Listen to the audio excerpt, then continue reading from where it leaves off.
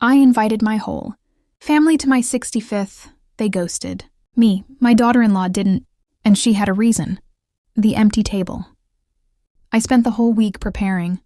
The dining room smelled of lemon cleaner and fresh lilies. The long oak table I'd inherited from my mother gleamed under the afternoon sun.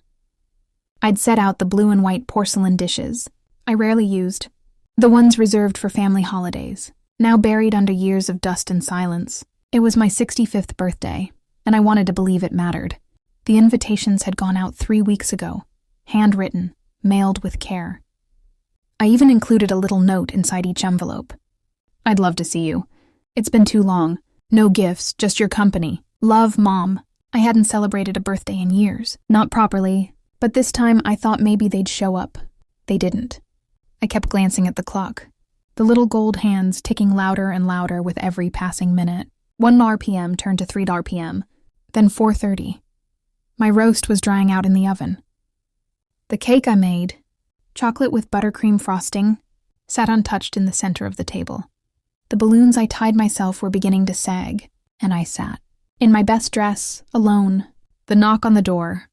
At 5:12 p.m. I heard it, a knock. My heart leapt, too quickly. Maybe they'd gotten stuck in traffic, I thought. Maybe there was a mix-up. Maybe it was Ava, my daughter-in-law.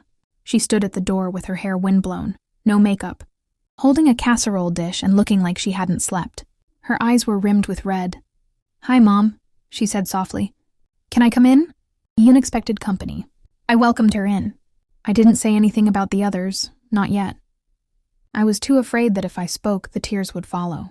Ava looked around the empty dining room and bit her lip. "They didn't come?" I shook my head.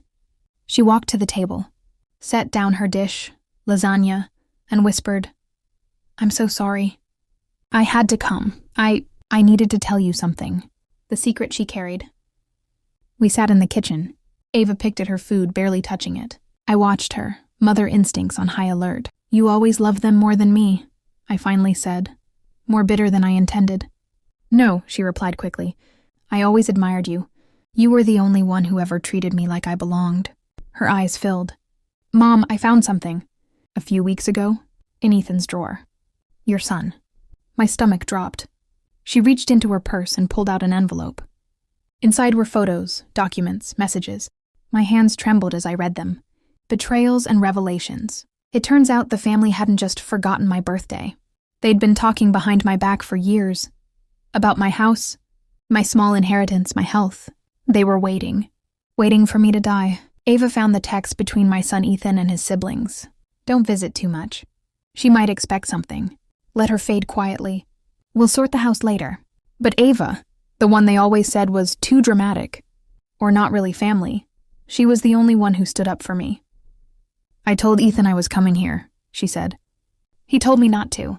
Said it would just encourage you." She looked me in the eye. So I left him. The rebirth. The days after my birthday were heavy, but not hopeless. Ava stayed with me for a week. We ate leftovers, watched old movies, and talked. Really talked. I hadn't laughed like that in years. She filed for divorce, found her own apartment, started a new job. And me, I stopped waiting for phone calls that never came. I joined a local art class, took walks every morning, and I started writing letters. Not to my family, but to myself. To the woman I was before I got lost in trying to please everyone. A new family. 3 months later, on a Sunday afternoon, I hosted another lunch. Not for my children, but for my new circle. Ava, her coworkers, the elderly man from the park I walk with, and even the teenage girl from next door who likes my apple pie. We laughed, we cried, and when Ava hugged me before dessert, she whispered, "You're the mother I never had, and I won't let you be forgotten again."